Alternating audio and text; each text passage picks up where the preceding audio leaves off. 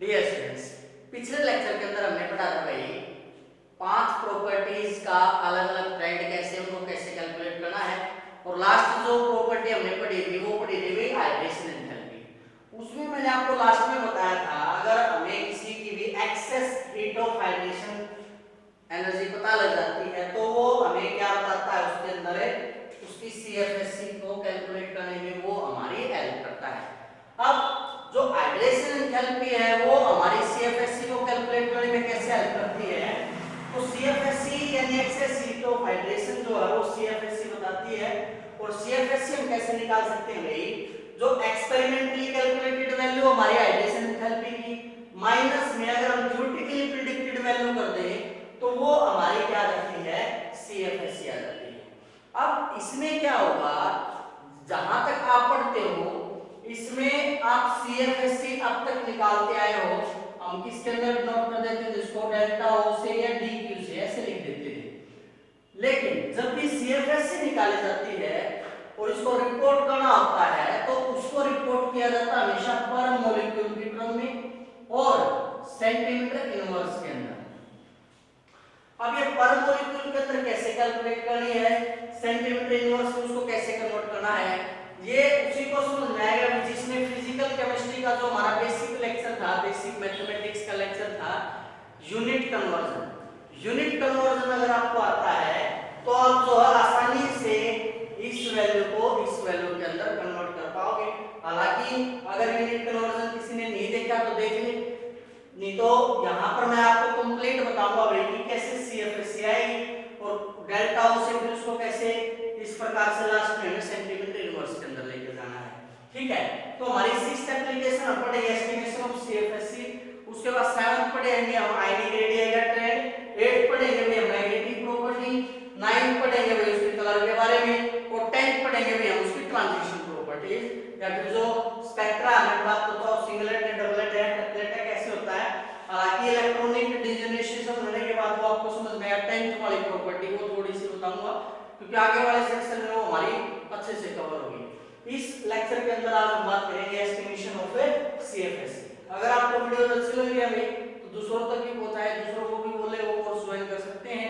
ये मेरा दावा है, जितनी डिटेल में मैं आपको बता रहा हूं ठीक है उतनी डिटेल में आपने आज तक नहीं पढ़ा होगा बीएससी लेवल पर। क्लियर? तो अब बात आती है एस्टिमेशन ऑफ सीएफएससी। इसके लिए हम क्या लेकर के चलते हैं भाई, हमें कॉम्प्लेक्स मान लेते हैं क्रोमियम 2 पॉजिटिव। अब ये क्रोमियम 2 पॉजिटिव इसकी मैं 2 स्टेट लेकर के चलूंगा भाई, ठीक है।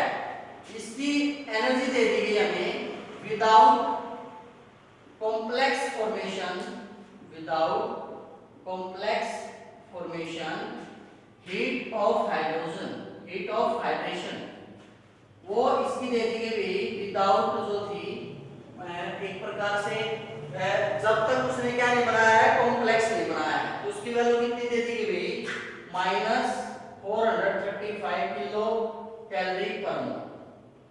इसमें दे दी गई किलो कैलोरी पर मोल के अंदर दे दी। इसके बाद अब ये क्या बोला है उसने, without complex formation heat of hydration, जब तक कॉम्प्लेक्स नहीं बनाया है, मतलब इसको मैं क्या बोल सकता हूं, एक प्रकार से थ्योरेटिकली प्रिडिक्टेड वैल्यू हम इसको बोल सकते हैं। क्या ले सकते हैं भाई, हमने थ्योरेटिकली प्रिडिक्टेड वैल्यू हमने मान लिया भाई कि जब कॉम्प्लेक्स क्रोमियम 2 पॉजिटिव आयन नहीं बनाया है तो उसकी हीट ऑफ हाइड्रेशन ये रहेगी। फिर उसके बाद दे दिया भाई जब क्रोमियम 2 पॉजिटिव क्या बना लेगा भाई, अपना कॉम्प्लेक्स की फॉर्मेशन कर लेगा, क्या लिखेंगे हम, Cr2 positive with complex formation. ये जो वैल्यू आई, सपोज कीजिए ये आई -460 किलो कैलोरी पर मोल। क्लियर है? यानी इसको मैं एक प्रकार से क्या बोल सकते हैं, ये हमारी क्या आ गई, एक्सपेरिमेंटली कैलकुलेटेड वैल्यू। क्या आ गई हमारी एक्सपेरिमेंटली कैलकुलेटेड वैल्यू। अब सपोज कीजिए हमने ये, लेकिन कॉम्प्लेक्स फॉर्मेशन के बाद एनर्जी आई, यानी इसके अंदर हमें क्या निकालनी होगी, एक्सेस हीट ऑफ हाइड्रेशन, तो वो क्या बता देंगे सीएफएससी। मतलब मैं यहां से क्या ले सकता हूं, हम क्या कैलकुलेट कर लेंगे भाई, सीएफएससी कैलकुलेट कर लेंगे। तो सीएफएससी कितनी आएगी भाई हमारी, एक्सपेरिमेंटली कैलकुलेटेड वैल्यू -460 किलो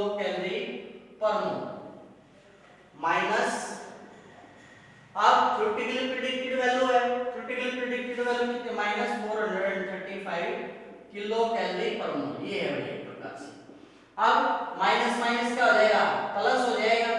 इसमें से मतलब वैल्यू कितनी आ गई, माइनस का 25 किलो कैलोरी पर मोल।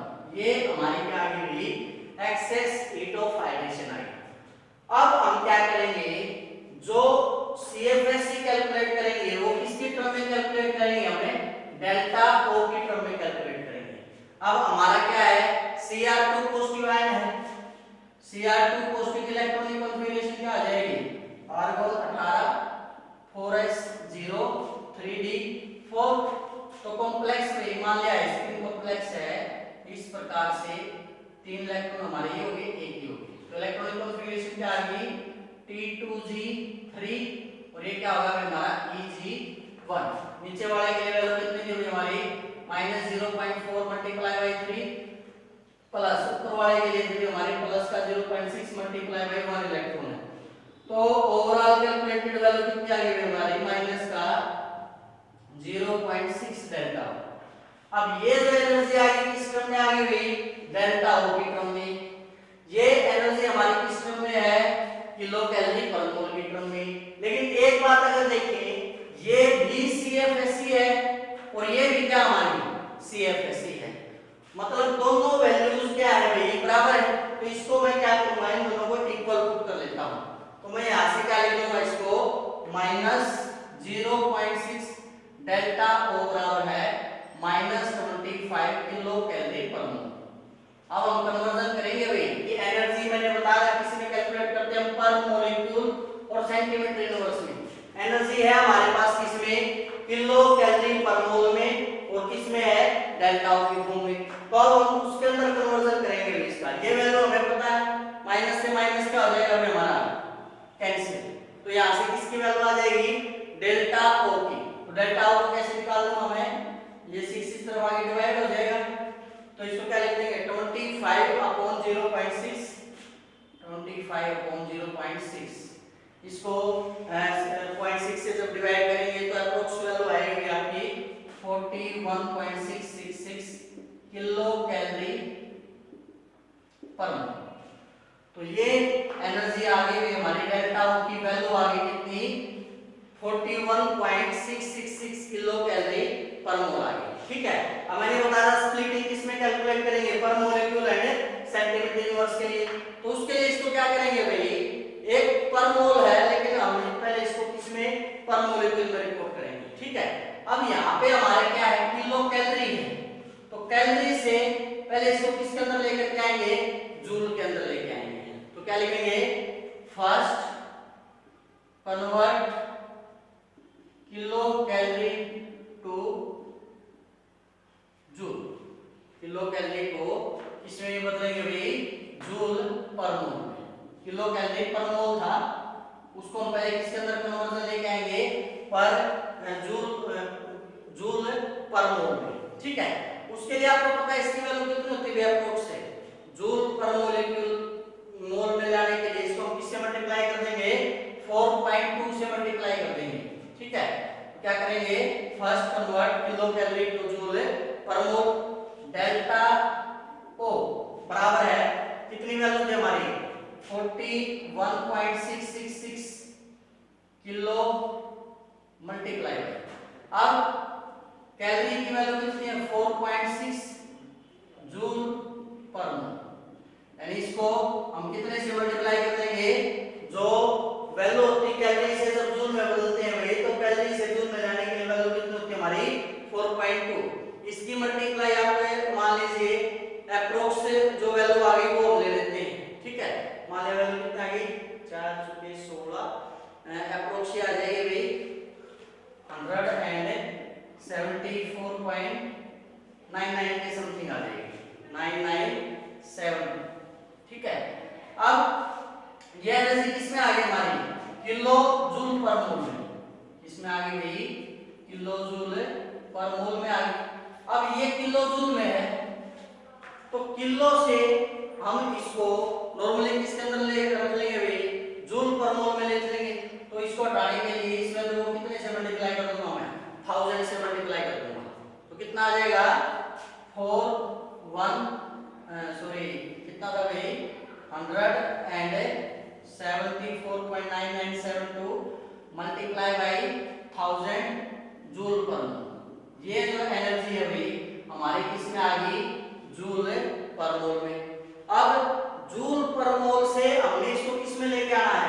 पर मॉलिक्यूल और सेंटीमीटर इनवर्स में। पर मॉलिक्यूल में वैल्यू लेकर के आने के लिए इसको हमने किससे डिवाइड करना पड़ेगा, अवोगाड्रो नंबर से।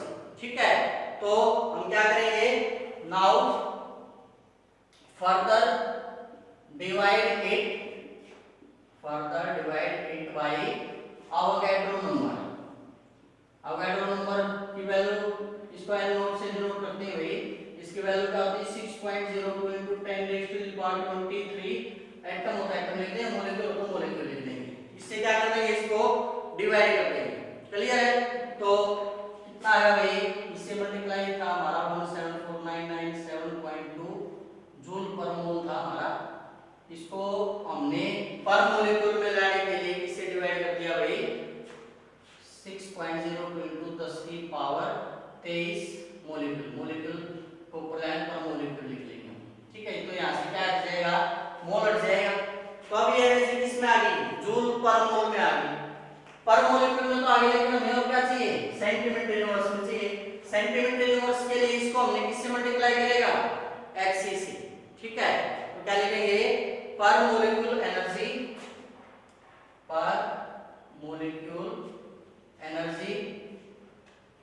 Divided by HC convert into centimetre inverse. ये जो वैल्यू आएगी इसको हम किससे डिवाइड कर देंगे, HC से। अब H क्या है हमारा, प्लैंक्स कांस्टेंट। वैल्यू कितनी होती है प्लैंक्स कांस्टेंट की, 6.626 multiply by 10 raised to the power -34 centimetre inverse. ठीक है, और C क्या होती है हमारी, velocity of light. Velocity of light कितनी होती है, 3 into 10 raised to the power 8 metre पर सेकंड। तो इससे इसको डिवाइड कर देंगे, तो लास्ट में जो वैल्यू आएगी भाई वो हमारी क्या आ जाएगी, पर मॉलिक्यूल एंड सेंटीमीटर इनवर्स में हमारी वैल्यू आ जाएगी। क्लियर है, तो इस प्रकार से हमने क्या पाथ फॉलो किया है। सबसे पहले हमने क्या निकाली भाई, excess heat of hydration enthalpy, वो हमें सीएफएससी देती है। सीएफएससी कैसे कैलकुलेट करेंगे, experimentally calculated value minus theoretically predicted value. अब हमें सीएफएससी कैलकुलेटेड करनी है, तो दो कॉम्प्लेक्स की एनर्जी दे दी इसने। एक में क्रोमियम 2 पोस्ट था जिसमें without complex formation heat of hydration दे दी। एक था जिसमें कॉम्प्लेक्स बनाता उसके लिए एनर्जी दे दी। हम क्या निकाल लेंगे, इनके बीच की एक्सेस हीट ऑफ हाइड्रेशन निकाल लेंगे। तो एक्सपेरिमेंटली माइनस थ्योरेटिकल करेंगे, ये एक्सपेरिमेंटली है, ये थ्योरेटिकल है, तो इसमें से माइनस है तो माइनस माइनस प्लस हो जाएगा। तो कितनी वैल्यू आ गई, -25 किलो कैलोरी पर मोल। अब हमारे पास यहाँ पे एनर्जी आई है कैलोरी में, कैलोरी से हम उसको किस में कन्वर्ट कर लेंगे, जूल में। ठीक है, तो जूल में कन्वर्ट करने के लिए इसको कितने से मल्टीप्लाई कर लेंगे, हम जो वैल्यू आई है यहाँ पे इसको 4.2 से मल्टीप्लाई करते हैं, जूल में आ गई। फिर किलो कैलोरी से जूल में ले आएंगे, सिंपल किलो को हटाने के लिए 1000 से मल्टीप्लाई कर लेंगे। फिर पर मॉलिक्यूल हमने एनर्जी निकालनी, इसको किससे डिवाइड कर लेंगे, अवोगाड्रो नंबर से। पर मॉलिक्यूल एनर्जी जो आएगी, इसकी जो एनर्जी आएगी पर मॉलिक्यूल एनर्जी, उसको किससे डिवाइड कर देंगे, Hc से। तो वो हमारी एक प्रकार से क्या आ जाएगी भाई, पर मॉलिक्यूल सीएफएससी में एनर्जी आ जाएगी। तो इस प्रकार से आप किसी भी कंपाउंड के लिए क्या निकाल सकते हो भाई, सीएफएससी निकाल सकते हो। क्लियर है, तो इसके ऊपर आप न्यूमेरिकल प्रैक्टिस करके देख सकते हो भाई। अगर कोई प्रॉब्लम आती है तो आप कमेंट करके बता सकते हो, या उसका क्लिप लेकर के उसकी फोटो खींच के आप यहाँ पर मेल कर सकते हो a+julana@gmail.com। क्लियर है, इसके ऊपर आप जो अपनी क्वेरीज दे सकते हो। इसके बाद हमारा 7 प्रॉपर्टी आती है, बहुत ही इंपॉर्टेंट है। जो आज की जितनी भी प्रॉपर्टी है वो सारी बहुत ज्यादा इंपॉर्टेंट है, क्वेश्चन 100% बढ़ते इस सेक्शन से। क्या था हमारा, आयनिक रेडियाई का ट्रेंड क्या आता है। ठीक है, अब आयनिक रेडियाई के केस में हम पढ़ते हुए आपने 12th में डी ब्लॉक एलिमेंट पढ़ी होगी। डी ब्लॉक में आप पढ़ते हो भाई कि जो साइज है डी ब्लॉक एलिमेंट्स का मिडवे तक डिक्रीज करता है, मिडवे के बाद जो डिक्रीज इन साइज है वो समाप्त हो जाता है। ठीक है, तो एक्सपेक्टेड वैल्यूज के लिए एक प्रकार से हम यही लेके चलते हैं, आयनिक रेडियाई हमारा क्या होगा, डिक्रीज होगा।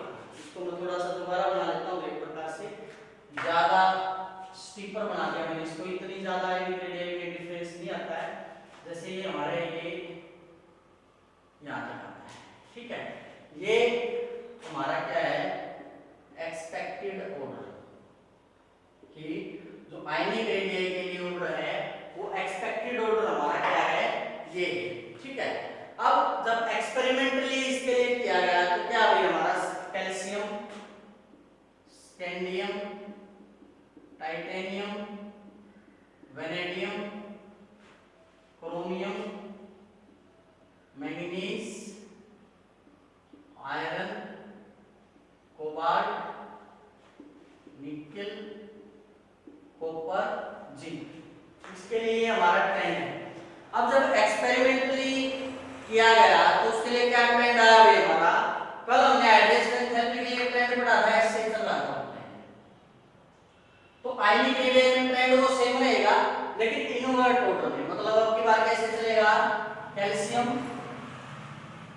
Scandium, titanium, vanadium, chromium, manganese, scandium, titanium, vanadium, chromium, manganese, फिर iron, cobalt, nickel, copper, zinc. इसको मैं थोड़ा सा दोबारा बना लेता हूँ, ज्यादा स्टिकर बना दिया इसको मैंने, इस प्रकार से लिख सकते हैं nickel, iron, cobalt, nickel, copper और ये हमारा क्या हो गया जिंक हो गया।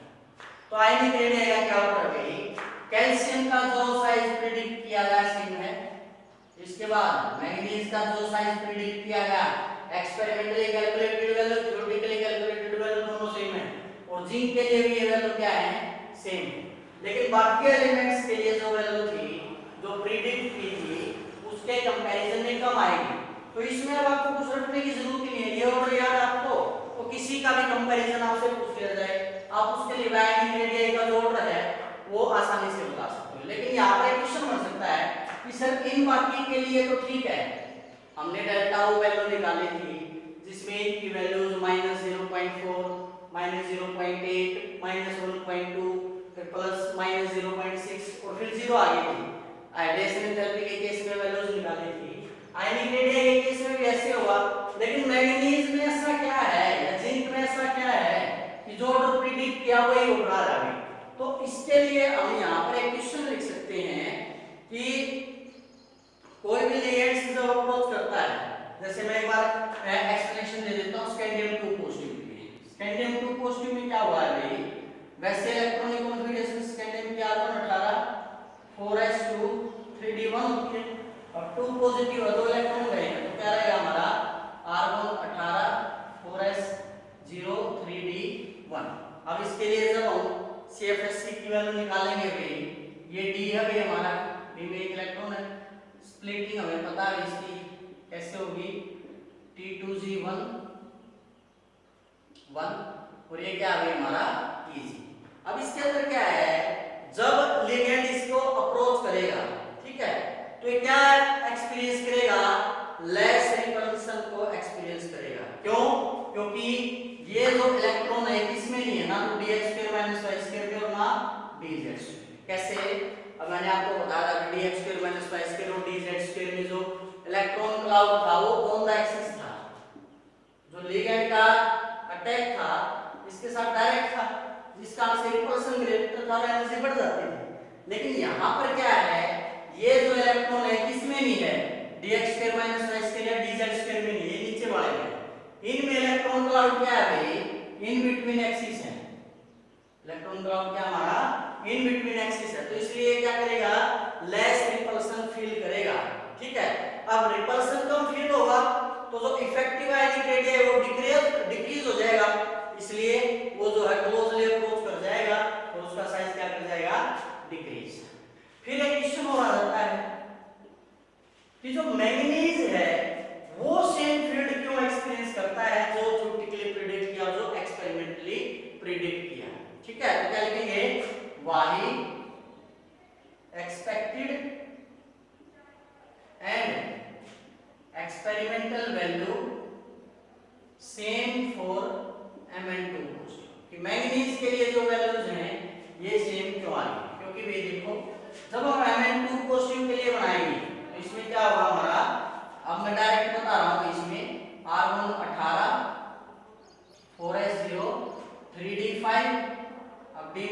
5 इलेक्ट्रॉन है।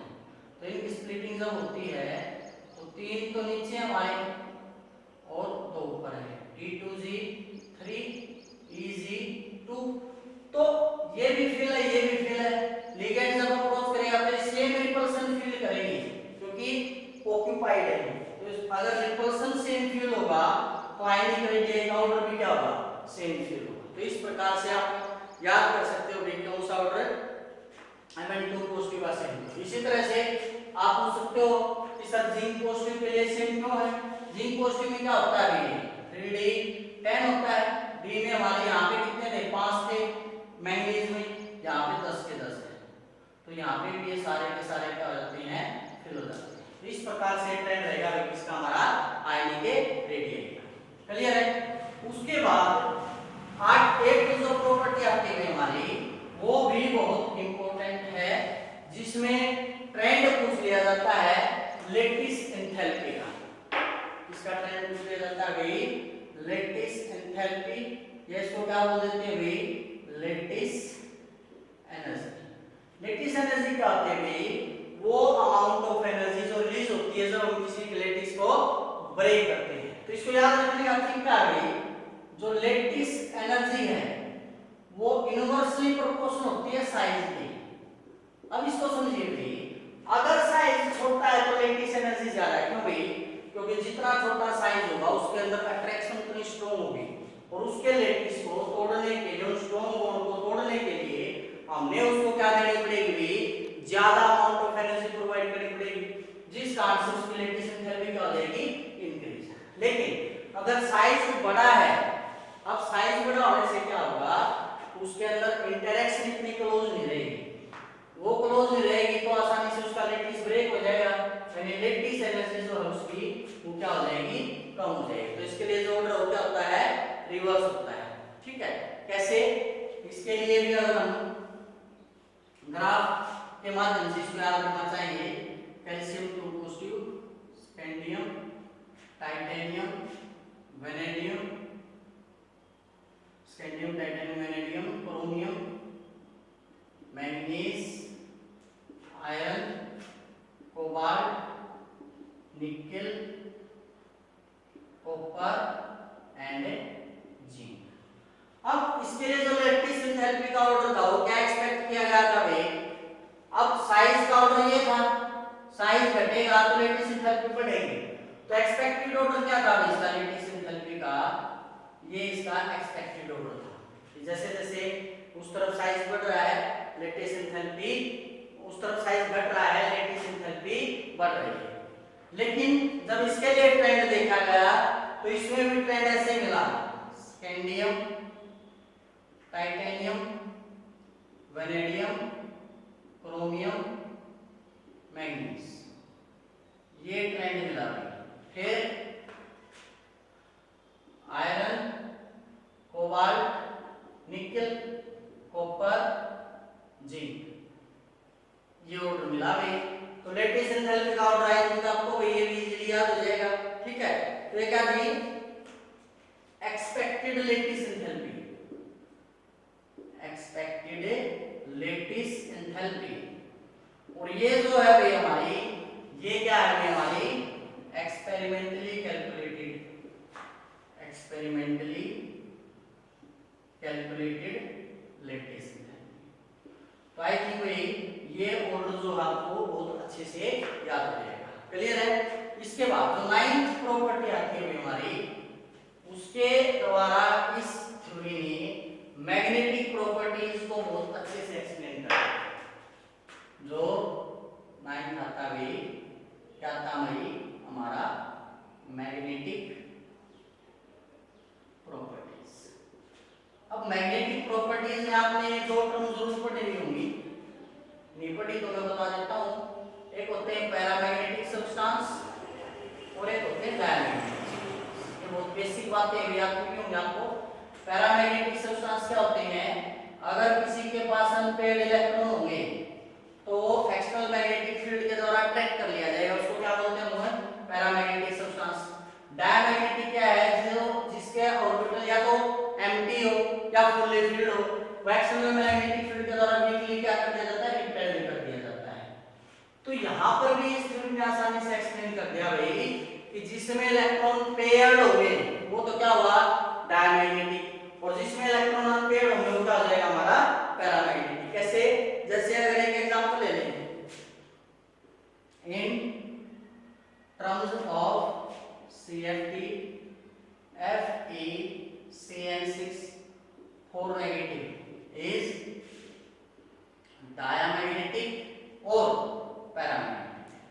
हमें बताना है CFT के अकॉर्डिंग, वैलेंस बॉन्ड थ्योरी के अकॉर्डिंग नहीं हुई, जिसमें इलेक्ट्रॉन को हम ऐसे अंदर की तरफ ले जाते थे, फिर D के 2 ऑर्बिटल खाली जाते थे, एक S का 3 P के D2S में ऐसे बोल देते थे। तो डायमैग्नेटिक या पैरामैग्नेटिक बताना है, लेकिन किस थ्योरी के अकॉर्डिंग बताना है? CFT के अकॉर्डिंग। क्लियर है? अब आपको पता है यहाँ पे आयरन की स्टेट +2 है, बार बार हम इस एग्जांपल को ले चुके हैं भाई। तो इलेक्ट्रॉनिक कॉन्फ़िगरेशन क्या रहेगी हमारी 4s2 3d6, फिर 2 पॉजिटिव में 2 इलेक्ट्रॉन ऐसे निकल जाएंगे, तो d के पास कितने रह जाएंगे 6। उसके बाद अब इसकी स्प्लिटिंग जब होगी तो आपको पता है पहले T2G फिर E 1 1 1। अब साइनाइड का स्ट्रॉन्ग लिगेंड है, हमने पढ़ा था, तो इलेक्ट्रॉन हायर ऑर्बिटल में जाने की बजाय नीचे पेयर अप हो जाएंगे। अब पेयर अप होंगे तो बताइए कंपाउंड पैरामैग्नेटिक होगा या डायमैग्नेटिक होगा? पैरामैग्नेटिक तो है नहीं, क्योंकि पैरामैग्नेटिक के लिए क्या करते हैं? अनपेयर्ड है। अगर ऐसे होता ना FeCN6 से 3 नेगेटिव, तो आयरन की स्टेट कितनी आती? Fe3 पॉजिटिव, 5 इलेक्ट्रॉन होते हैं इसके पास, अब ये अनपेयर्ड है, तब ये क्या हो जाता? पैरामैग्नेटिक। लेकिन Fe2 पॉजिटिव में 6 इलेक्ट्रॉन है और 6 के 6 यहां पेयर्ड हो गए, तो ये कंपाउंड अब कैसा है?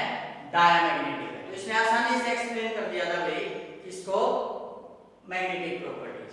क्लियर है? इसके द्वारा और क्या क्या कैलकुलेट कर सकते हैं भाई हम? Mu calculate. म्यू के लिए क्या फार्मूला होता है हमारा? n × n+2 √Bm। याद रखिए अगर किसी की भी म्यू की वैल्यू 0 है, इसका मतलब वो कंपाउंड क्या है? डायमैग्नेटिक है। और अगर कि किसी की वैल्यू म्यू की ग्रेटर देन 0 है, तो कंपाउंड हमारा कैसा होगा भाई? पैरामैग्नेटिक। तो इसके लिए अगर आप म्यू की वैल्यू कैलकुलेट करोगे, n क्या होता है हमारा? Number of unpaired electron. n क्या होगा भाई हमारा? Number of unpaired electron. अब अनपेयर्ड इलेक्ट्रॉन इसके पास एक भी नहीं है, तो म्यू में n की वैल्यू 0 पुट कर देंगे, 0 × 0+2 √Bm। 0+2 क्या होगा? 2, 2 को 0 से मल्टीप्लाई किया है 0Bm। मतलब ये कंपाउंड कैसा है? डायमैग्नेटिक। इस फार्मूला से भी हम इसको प्रूव कर सकते हैं कि डायमैग्नेटिक है। जबकि इसकी अगर बात करते हैं FeCN3 नेगेटिव की, तो यहाँ पे एक इलेक्ट्रॉन क्या है? अनपेयर्ड है, तो यहाँ पे म्यू की वैल्यू क्या पुट कर लेते हैं हम? 1 पुट कर लेते हैं, म्यू = 1 × 1+2 √Bm। 1 × 2 3, 3 के √3Bm। इसकी वैल्यू 1.732 Bm, यानी म्यू की वैल्यू ग्रेटर देन 0 है, तो ये कंपाउंड कैसा है भाई? पैरामैग्नेटिक है। क्लियर है? ये जो म्यू है भाई इसका फार्मूला क्या है? n × n+2। कई बार क्या है स्पिन की फॉर्म में पूछ लिया जाता है, तो वहां पे हमारा फार्मूला क्या रहता है? 4s × s+1 रहता है, जहां पे s क्या होता है हमारी जो इलेक्ट्रॉन है उनकी मल्टीप्लिसिटी। एक इलेक्ट्रॉन है तो आप रख देंगे, 2 इलेक्ट्रॉन है तो आप प्लस आप 1 रख देंगे, 3 है तो आप प्लस आप 3/2 पुट कर देंगे। इस प्रकार से हम इसको कैलकुलेट कर सकते हैं। ठीक है? इसी तरह से कुछ क्वेश्चन और लेते हैं।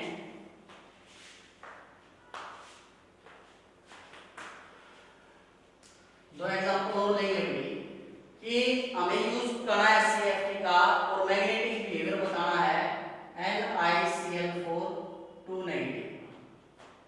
NiCl4 2 negative, tell using CFT it is diamagnetic और पैरामैग्नेटिक।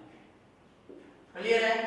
इसी तरह से एक एग्जांपल और ले लेते हैं हम NiCN6 NiCN4 2 नेगेटिव। ये भी बताना है CFT का यूज करके डायमैग्नेटिक है या पैरामैग्नेटिक। अब ये तो क्वेश्चन दो तरह से बन सकता है। एक तो क्या कर सकता है, फार्मूला दे देगा आपको और पूछ लिया CFT का यूज करके आप ये बताओ ये डायमैग्नेटिक है या पैरामैग्नेटिक है, या फिर इस क्वेश्चन को ऐसे भी घुमा सकता है वो बता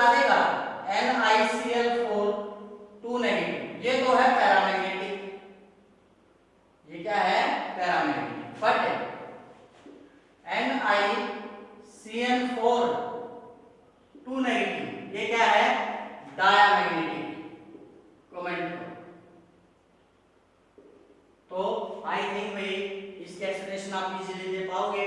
इसके अंदर हमारा हमें पता है क्लोराइड जो एक वीक फील्ड लिगेंड है, इलेक्ट्रॉन को पेयर अप नहीं करवा पाएगा तो पैरामैग्नेटिक हो जाएगा, ठीक है। लेकिन NiCN4 में उसमें क्या है भाई, स्क्वायर प्लेनर है।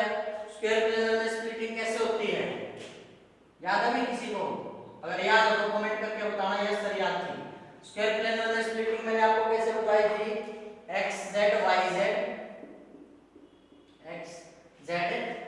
हमारे नीचे थे, ऊपर Z स्क्वायर, फिर XY और फिर X square minus Y square, इस तरह से। अब इसके अंदर जब इलेक्ट्रॉन होंगे तो कैसे पेयर हो जाएंगे भाई, सारे के सारे ऐसे पेयर हो जाएंगे इस प्रकार से, कोई अनपेयर्ड नहीं है। तो जिस कारण से क्या शो करता है भाई, एक प्रकार से डायामैग्नेटिक बिहेवियर। क्लियर है? उसके बाद लास्ट प्रॉपर्टी जो आज हम इस लेक्चर के अंदर करेंगे, इसके बाद एक लेक्चर के अकेले प्रॉपर्टी बच जाएगी भी हमारी, जॉन टेलर डिस्टॉर्शन, ठीक है, वो हम अकेले एक लेक्चर के अंदर करेंगे, ठीक है। 10th हमारी spectral properties of transition metal complex, spectral properties of transition metal complex. अब स्पेक्ट्रल प्रॉपर्टीज से हमारा क्या मतलब है भाई, कि किसी मेटल के साथ जब कोई एनर्जी या जो कोई रेडिएशन इंटरेक्ट करती है तो किस वे में वो इंटरेक्ट करती है, और वो डबलेट देगी, सिंगलेट देगी या ट्रिपलेट देगी, उस तरह का बिहेवियर जो है ये स्टडी करने में मदद करती है। जैसे इसके अंदर हमारा एक क्वेश्चन दे दिया, वाई TiS2O6 इज पर्पल। तो ये पर्पल है, ये हम इसके बेसिस पर एक्सप्लेन करेंगे, स्पेक्ट्रल प्रॉपर्टीज के बेसिस पर एक्सप्लेन करेंगे, ठीक है। अब ये कंपाउंड के साथ पर्पल है, इसके लिए सबसे पहले तो हमें क्या करना पड़ेगा, रिकॉर्ड करना पड़ेगा स्पेक्ट्रा। फर्स्ट रिकॉर्ड स्पेक्ट्रा, मतलब सपोज करो भी आप लैबोरेटरी में काम कर रहे हो, ठीक है, और लैबोरेटरी में आपके जो गाइड है, आपके जो एक प्रकार से जो आपका सुपरविजन कर रहे हैं आपको एमएससी सॉरी पीएचडी के अंदर, वो एक छोटी सी बोतल के अंदर जो है एक कंपाउंड ले TiS2O6, आपको बता दिया कि भाई ये कंपाउंड है TiS2O6 और इसका कलर कैसा है, पर्पल है। तो आप बताओ ये पर्पल क्यों है, कोई और कलर इसका क्यों नहीं है? तो आप बोलोगे ठीक है सर मैं करता हूँ, आप मेरे को थोड़ा सा टाइम दीजिए, मैं आपको इसका रीजन बताता हूँ। तो जो आप सबसे पहला स्टेप आप लैब के अंदर करोगे, आप क्या करोगे, उसका स्पेक्ट्रा रिकॉर्ड करोगे। मान लिया सपोज करो स्पेक्ट्रा हमारा ये आया इस प्रकार से, ये जो पीक है स्पेक्ट्रा की ये हमारे 20,000 सेंटीमीटर यूनिवर्स के ऊपर आई, जो हाईएस्ट पीक थी हमारी। क्लियर है? अब टाइटेनियम की स्टेट में हमारा TiS2O6 3 पॉजिटिव है। टाइटेनियम की इलेक्ट्रॉनिक कॉन्फ़िगरेशन क्या है, 3 पॉजिटिव की, R1 18 4s0 3d1, क्योंकि नॉर्मली टाइटेनियम क्या होता है 4s2 3d2, 3 पॉजिटिव है तो 2 ये इलेक्ट्रॉन एक ही गया।